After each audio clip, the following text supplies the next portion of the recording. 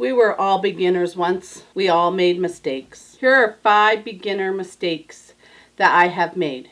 You can laugh at me, you can judge me, or you can share some of your beginner mistakes in the comments below. Hopefully, others can learn from my mistakes. Hello there. I'm Jackie Russell with Jackie Russell Creates, where we talk about everything quilting. I hope to be able to inspire you to make traditional quilts and to make some art quilts. So let's talk about these 5 mistakes that I have made in the past.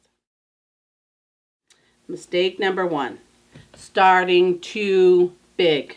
I was in a logical place. I looked at my bed and I knew it was a queen size bed and I wanted it to hang over a little longer. So why not go bigger? Why not, right? What a stupid idea it was. It's like waking up in the morning and thinking, hey, I got some running shoes.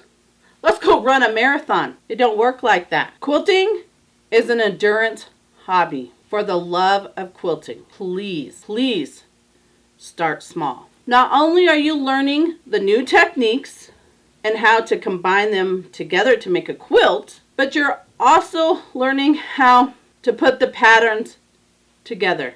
The trial and the error you are going to learn will help you decide which ones that you like the best. And it will be less expensive by making that smaller project first.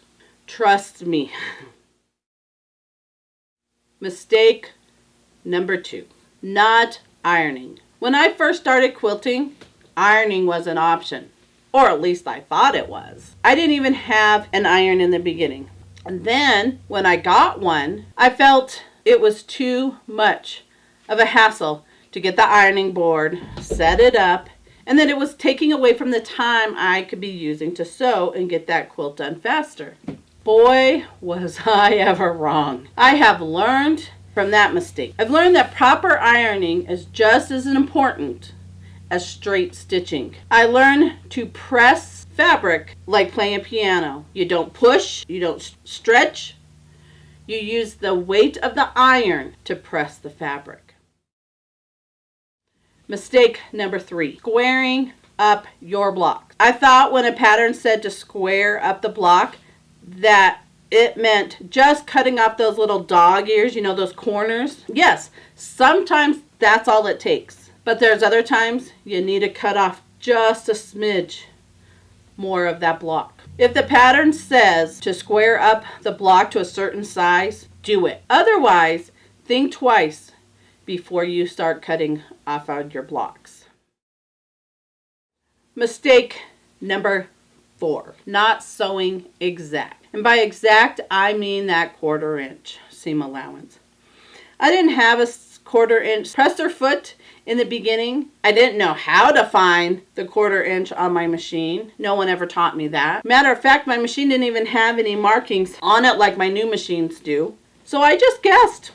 That looks about right. My seam allowances were all over the place. You could only imagine how off they were. So be sure to find that 1/4 inch for that perfect seam allowance. And sew as straight as you can. You'll thank yourself later.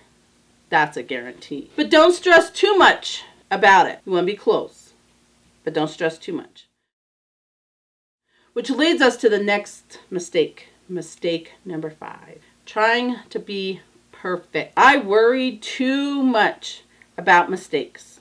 Way too much about mistakes. There were so many times when I was obsessed over, are my edges lining up? Are the corners matching so you get that perfect 90 degrees? Am I clipping them corners on the flying geese? You could only imagine how frustrating it got. But I always felt ripping out something and doing it over again didn't necessarily make it any better.